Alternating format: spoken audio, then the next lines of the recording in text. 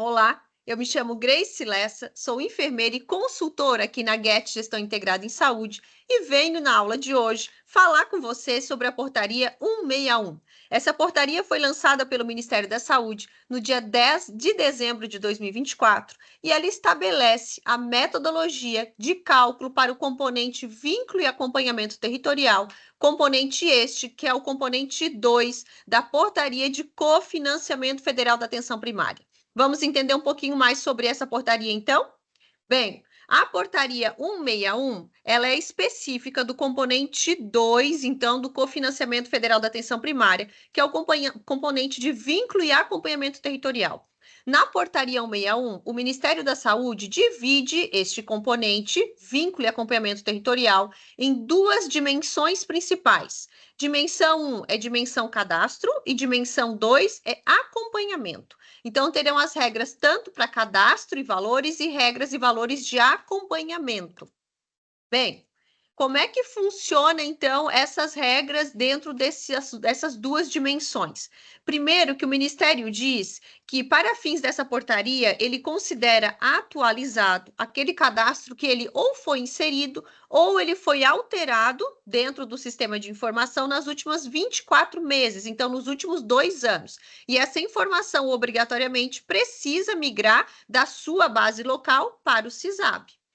Outra coisa importante que a portaria traz é que foram atribuídas ponderações distintas, ponderações diferentes, para aquele usuário que só tem cadastro individual ou para aquele que é cadastro completo. Ele tem cadastro individual, cadastro domiciliar e cadastro territorial.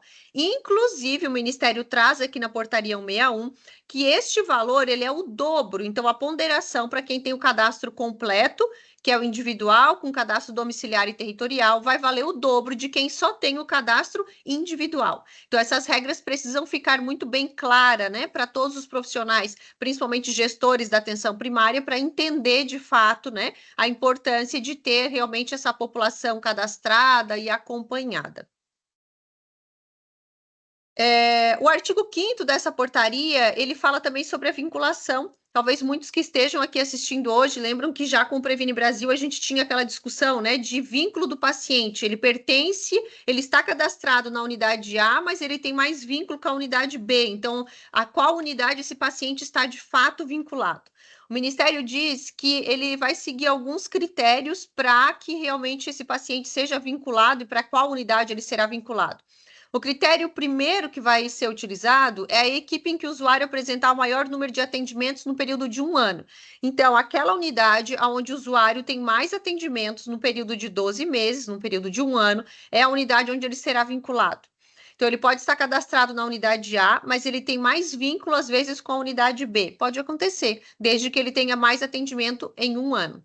Se ele tiver o mesmo número de atendimento entre, vamos supor, as duas unidades, aí vai para o critério 2, que o critério 2 é a equipe responsável pelo atendimento mais recente, então, dele.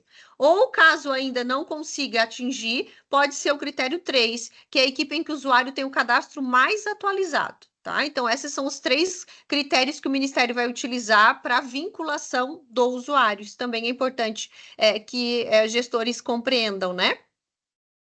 Uma outra coisa importante que vem nessa portaria é que ele fala sobre o acompanhamento. Então, Grace, o cadastro, é importante que eu tenha cadastro atualizado, é importante que esse cadastro, né, de preferência, ele seja individual, com territorial e domiciliar, e esse cadastro, ele precisa, esse usuário, né, ele precisa ser acompanhado. E aí o Ministério, no artigo 6 dessa portaria 161, ele diz que serão caracterizados como acompanhados os usuários que possuam apenas o cadastro individual ou também quem tem o cadastro completo, individual, domiciliar e territorial, e que tenha pelo menos realizado em 1 ano mais de um contato assistencial com um profissional da ESF, da EAP, da equipe de saúde bucal, da EMULT no período de 1 ano. Então, ele tem que ter pelo menos mais de um atendimento por algum profissional dessas equipes. Esse paciente que tiver durante 1 ano mais de um atendimento, ele é considerado um usuário acompanhado. Outra coisa importante, então ele diz que a população será considerada acompanhada se houver pelo menos, né, a mais de um contato com um profissional dessas equipes, sendo que um desses contatos, ele precisa ser pelo menos um atendimento individual, coletivo ou domiciliar.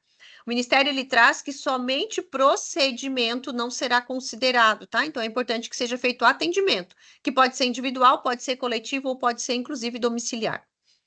Uma outra coisa sobre esses cadastros e acompanhamentos é que lá na portaria 3493, que foi a portaria que estabeleceu já as regras do cofinanciamento federal, já deixava claro isso, que esses cadastros eles vão ser ponderados também com alguns condicionantes. Então, se ele tiver condicionante de vulnerabilidade socioeconômica, por exemplo, usuários que são do programa Bolsa Família ou que têm benefício de prestação continuada, ou ponderação por faixa etária, as crianças abaixo de 5 anos ou os idosos acima de 60 anos, eles também terão um valor diferenciado no pagamento do cadastro, que depois eu já vou mostrar uma tabela e vocês talvez vão conseguir entender um pouquinho melhor como isso funciona.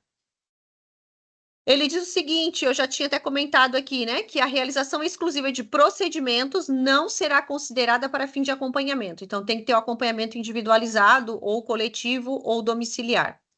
E tem uma outra coisa muito importante, essa era uma discussão desde quando foi lançado já a portaria 3493, que é a avaliação de satisfação do usuário, como isso aconteceria. O Ministério traz que, para fim de cálculo, ele vai considerar a satisfação do usuário, que são usuários atendidos e acompanhados por alguma dessas equipes, que pode ser ESF, EAP, ESB ou EMULTI. E aí ele traz uma coisa importante, algumas regras. Ele diz que essas equipes que atenderem essa população, cuja população fizer uma avaliação no aplicativo Meu SUS Digital, farão jus a uma pontuação extra que vai ser acrescida no score de acompanhamento. Depois tem uma tabela ali que mostra isso e talvez vai ficar mais claro. O Ministério deixa claro que, independente da avaliação que o usuário fizer, o que conta é que ele avaliou e não como ele avaliou esse serviço, tá? Independente da avaliação que ele fizer. E aí ele diz que aquelas equipes que tiverem até 4,9% dos usuários atendidos forem lá no Meu SUS Digital e avaliarem, terão um acréscimo de 0,15% no score de acompanhamento. Já as equipes que alcançarem mais que 5% de avaliação pelo usuário que foi atendido e ele entra lá no Meu SUS Digital e avalia, vai ter um acréscimo de 0,30% no score, tá? Já vou mostrar para vocês na planilha, talvez vai ficar um pouco mais fácil de conseguir entender. Que tá aqui, ó. Então, vamos lá. Primeiro, a questão do cadastro com ponderação, tá? Então, o cadastro individual, ele vai ter uma ponderação de 0,75. Já o cadastro que é individual e territorial e domiciliar é 1,5. Lembra que eu falei que ele é o dobro do cadastro só individual? Então, o usuário que tem cadastro individual, mas também tem cadastro territorial e domiciliar, vai ter uma ponderação de 1,5. Usuário que só tem cadastro individual, a ponderação é 0,75. Isso é em relação a cadastro. Em relação à dimensão acompanhamento, se o usuário não tem nenhum condicionante, nenhuma vulnerabilidade, nem em questão de idade, ele vai valer 1, a ponderação. Se ele for idoso acima de 60 anos ou criança abaixo de 5 anos, a ponderação é 1,2 para aquele cadastro. Se ele é um usuário do Bolsa Família ou que tem prestação continuada, é 1,3. E se ele tiver ambas, né, as condicionantes, ou seja, é um idoso e tem questão de Bolsa Família ou prestação continuada, ou uma criança, vice-versa, vai ser 2,5. Então, o cadastro ele tem uma ponderação maior. Fazendo essa análise entre o cadastro e o acompanhamento, então, o Ministério vai chegar num score final, que é a nota, né, que é a avaliação. E aí essas equipes vão receber essa avaliação do componente 2, que é vínculo e acompanhamento. Essa avaliação ela vai ser classificada entre ótimo, bom, suficiente e regular. E o valor que cada equipe vai receber vai estar atrelado à sua avaliação. Então, se ela tiver um score menor do que 5, ela vai ser classificada como regular e ela vai receber R$ 2.000, tá? Por componente 2. Se tiver um score entre 5 e 6,9, ela é suficiente e vale R$ 4.000, aquela equipe. Entre 7 e 8,5, o score é bom e o Ministério pagará R$ 6.000. Acima de 8,5, o score vai ser como ótimo e ele vai pagar R$ 8.000. Então, percebam que as suas unidades podem receber de R$ 2.000 até R$ 8.000, conforme o score. Por isso que é tão importante esses cadastros estarem corretos, esse usuário ele ter acompanhamento e também estar vinculado a uma família, né? Ter cadastro individual, territorial e domiciliar. avaliar essa questão do usuário ser orientado a fazer a avaliação no Meu SUS Digital e esses condicionantes que também são importantes. Então, é importante pegar os seus cadastros, avaliar os seus cadastros. Tem uma questão bem importante aqui que está lá na portaria 3493, que é a quantidade máxima de usuários que o Ministério recomenda por equipe também, porque se você não conseguir, né, fazer essa organização, vai ficar difícil de conseguir ter uma avaliação boa e o teu financiamento pode cair muitas vezes de forma significativa. Aqui tem um quadro que também está na portaria 3493 e ele fala sobre os parâmetros de pessoas vinculadas, né? O que o Ministério traz como ideal. Então, ele divide por porte populacional de município, para terem uma ideia. Ele diz que municípios até 20 mil habitantes, o ideal é que uma ESF tenha no máximo, né? Desculpa, tem em torno de 2 mil pessoas cadastradas, e ele traz, inclusive lá na 3493, no máximo até de 3 mil pessoas. E assim ele vai trazendo por porte populacional e por equipes que você tem implantada. Basicamente, essa é a portaria 161. É claro que aqui eu trouxe um resumo dessa portaria. Convido vocês a lerem a portaria na íntegra, assistirem essa videoaula, assistirem a videoaula anterior, que foi da portaria 3493, e conseguirem organizar os cadastros, né, dos pacientes que são vinculados, dos usuários que são vinculados à sua equipe. Tchau, tchau e até o próximo vídeo.